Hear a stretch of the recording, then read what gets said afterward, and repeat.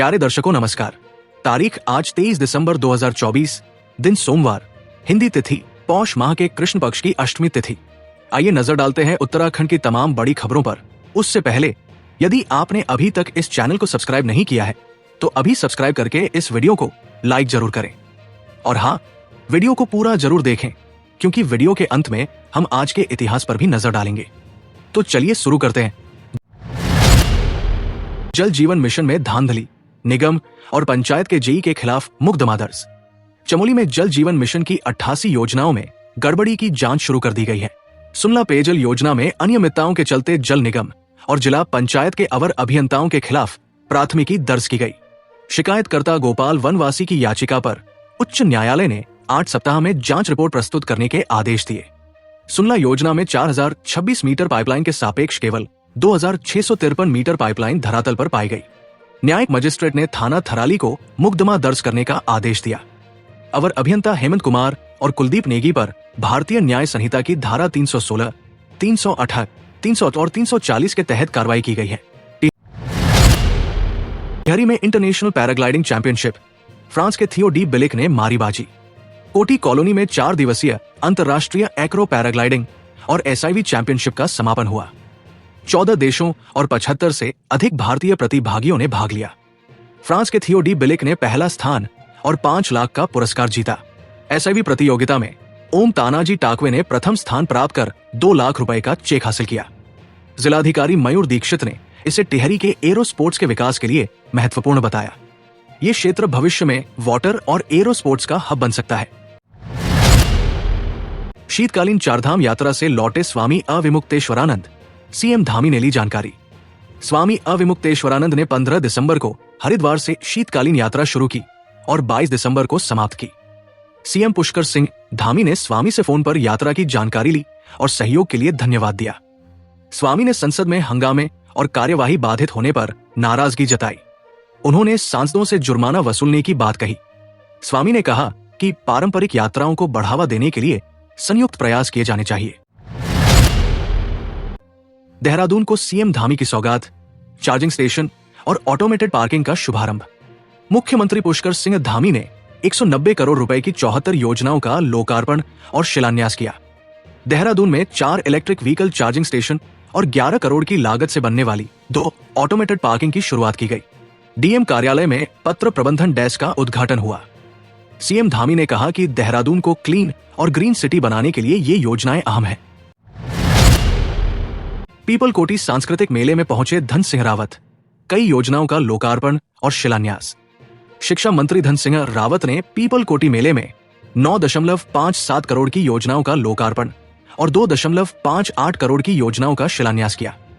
बद्रीनाथ में 50 बेड का हॉस्पिटल और कई स्वास्थ्य केंद्र बनाए जा रहे हैं। उन्होंने बताया कि 1500 LT शिक्षकों की भर्ती में 200 पद चमोली को मिलेंगे। स्कूली बच्चों और महिला मंगल दलों ने सांस्कृतिक कार्यक्रम प्रस्तुत किए। सैलानियों से गुलजार हुई सरोवर नगरी, वीकेंड पर फुल हुए होटल। नैनीताल में वीकेंड के दौरान पर्यटकों की भीड़ उमड़ी, जिससे होटल लगभग फुल हो गए। देश भर से आए सैलानियों ने स्नो व्यू, हिमालय दर्शन, चिड़ियाघर और हनुमानगढ़ी जैसे प्रमुख स्थलों का आनंद लिया। माल रोड और नौका विहार सैलानियों से गुलजार रहे। होटल एसोसिएशन अध्यक्ष दिग्विजय बिष्ट ने बताया कि 31 दिसंबर तक अधिकांश होटल बुक हो चुके हैं। बाहरी वाहनों को ऋषि बाईपास पर रोकने और पर्यटकों को सचल सेवा से शहर पहुंचाने की व्यवस्था की गई है। पुलिस और PSC तैनात कर सुरक्षा बढ़ाई गई है। पर्यटन से जुड़े कारोबारी भीड़ से खुश है और बेहतर आय की उम्मीद कर रहे हैं। चीड़ पिरूल से ब्रिकेट्स बनाने की योजना, 7 नई यूनिट्स होंगी स्थापित। उत्तराखंड में चीड़ पिरूल के उपयोग को बढ़ावा देने और जंगलों में आग पर नियंत्रण के लिए 7 नई ब्रिकेट्स यूनिट स्थापित की जाएंगी।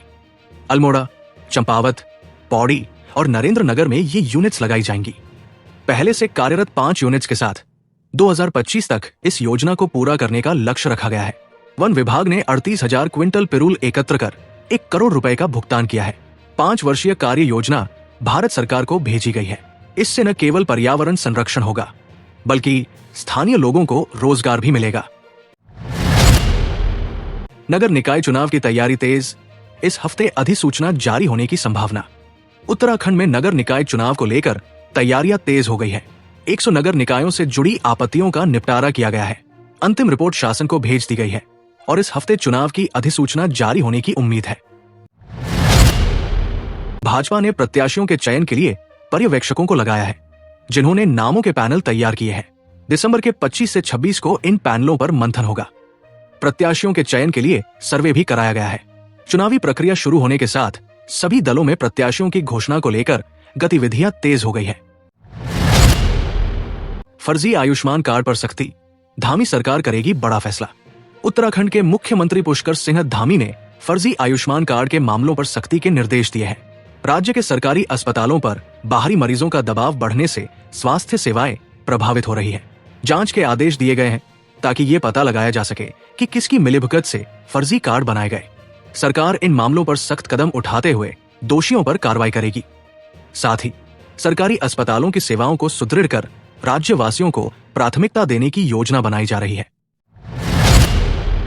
7 PCS अधिकारियों के तबादले, नए पदों पर हुई नियुक्ति। उत्तराखंड सरकार ने प्रशासनिक कार्यों को अधिक प्रभावी बनाने के लिए 7 PCS अधिकारियों के तबादले किए हैं। उत्तम सिंह चौहान को गढ़वाल मंडल का अपर आयुक्त बनाया गया है। नरेंद्र सिंह को आबकारी विभाग का अपर आयुक्त नियुक्त किया गया है। देहरादून नगर निगम में बीर सिंह बुदियाल को अपर नगर आयुक्त नियुक्त किया गया है। अन्य अधिकारियों को भी नई जिम्मेदारियां सौंपी गई है। इन बदलावों से प्रशासनिक कार्यों में तेजी और सुधार की उम्मीद है। उत्तराखंड में वाइन पर्यटन की पहल, कोटद्वार में पहली यूनिट से उत्पादन शुरू। उत्तराखंड में वाइन पर्यटन को बढ़ावा देने के लिए नई पहल की गई है। कोटद्वार में शुरू हुई वाइन यूनिट ने 2 महीने में 1000 पेटियों का उत्पादन किया है। स्थानीय फलों से वाइन बनाई जा रही है, जिससे किसानों को उनकी फसलों का अच्छा दाम मिल रहा है। चंपावत और बागेश्वर में नई यूनिट्स लगाने की तैयारी है। वाइन यूनिट्स के आसपास गेस्ट हाउस बनाकर पर्यटकों को आकर्षित किया जाएगा। इससे न केवल रोजगार बढ़ेगा, बल्कि उत्तराखंड वाइन पर्यटन के क्षेत्र में नई पहचान बनाएगा। प्रयागराज महाकुंभ में होगा प्रदेश का अपना पवेलियन, समृद्ध संस्कृति की झलक भी देखने को मिलेगी। प्रयागराज महाकुंभ में उत्तराखंड का पवेलियन राज्य की समृद्ध संस्कृति को प्रदर्शित करेगा। उत्तर प्रदेश सरकार ने कैलाशपुरी मार्ग सेक्टर 7 में 40,000 वर्ग फीट भूमि निःशुल्क आवंटित की है। मुख्यमंत्री पुष्कर सिंह धामी ने इस आवंटन के लिए योगी आदित्यनाथ का आभार प्रकट किया। इस पंडाल में मेलार्थियों के लिए आवश्यक सुविधाओं का प्रबंध होगा।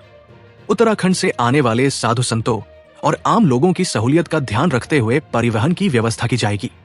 मुख्यमंत्री ने अधिकारियों को निर्देश दिए हैं कि मेले में उत्तराखंड की संस्कृति को प्रदर्शित करने में कोई कमी न रहे। शिक्षकों के अंतरमंडलीय तबादले टले, नए सिरे से जारी होगी SOP। सहायक अध्यापक LT के अंतरमंडलीय तबादले फिलहाल स्थगित कर दिए गए हैं। शिक्षा सचिव रविनाथ रामन ने बताया कि उत्तराखंड बोर्ड परीक्षाओं के चलते ये निर्णय लिया गया है। नई SOP तैयार कर शिक्षकों से दोबारा आवेदन मांगे जाएंगे। अंतरमंडलीय तबादलों में मानकों की अनदेखी और तबादला एक्ट के उल्लंघन के कारण प्रस्ताव स्थगित हुए हैं। शिक्षा मंत्री डॉक्टर धन सिंह रावत ने पहले तबादले 10 दिन में कराने के निर्देश दिए थे, लेकिन छात्रों की परीक्षाओं को देखते हुए तबादले अब अगले सत्र में होंगे। देरी से नाराज शिक्षकों ने शिक्षा निदेशालय में धरना देकर त्वरित कार्रवाई की मांग की थी। आइए अब अंत में नजर डालते हैं आज की ऐतिहासिक घटनाओं पर। प्यारे दर्शकों, आज का दिन ऐतिहासिक घटनाओं से भरा हुआ है, जिसमें राष्ट्रीय किसान दिवस का विशेष महत्व है, जिसे भारत के पूर्व प्रधानमंत्री और किसानों के मसीहा चौधरी चरण सिंह के जन्मदिन के रूप में मनाया जाता है। इसी दिन 1921 में रविंद्रनाथ टैगोर ने पश्चिम बंगाल के शांति निकेतन में विश्व भारती विश्वविद्यालय की स्थापना की, जिसने भारतीय शिक्षा और संस्कृति को नई दिशा दी। 1912 में इसी दिन रासबिहारी बोस के नेतृत्व में भारतीय क्रांतिकारियों ने लॉर्ड हार्डिंग पर बम हमला किया, जो ब्रिटिश भारत की राजधानी को कलकत्ता से नई दिल्ली स्थानांतरित करने के लिए हाथी पर सवार होकर आए थे। वहीं 1954 में चिकित्सा के क्षेत्र में पहली बार मानव किडनी प्रत्यारोपण डॉक्टर जोसेफ E. मरे द्वारा बोस्टन के पीटर बैंड ब्रिघम अस्पताल में सफलतापूर्वक किया गया। इसी दिन खेल जगत में 2000 में न्यूजीलैंड की महिला क्रिकेट टीम ने ऑस्ट्रेलिया को 4 रन से हराकर महिला क्रिकेट विश्व कप जीतकर इतिहास रच दिया। प्यारे दर्शकों, ये थी आज की प्रमुख खबरें। इसी तरह की बड़ी खबरों के लिए देखते रहिए ओहो न्यूज उत्तराखंड। और हाँ, यदि चैनल को सब्सक्राइब नहीं किया है तो अभी सब्सक्राइब कर लें। नमस्कार।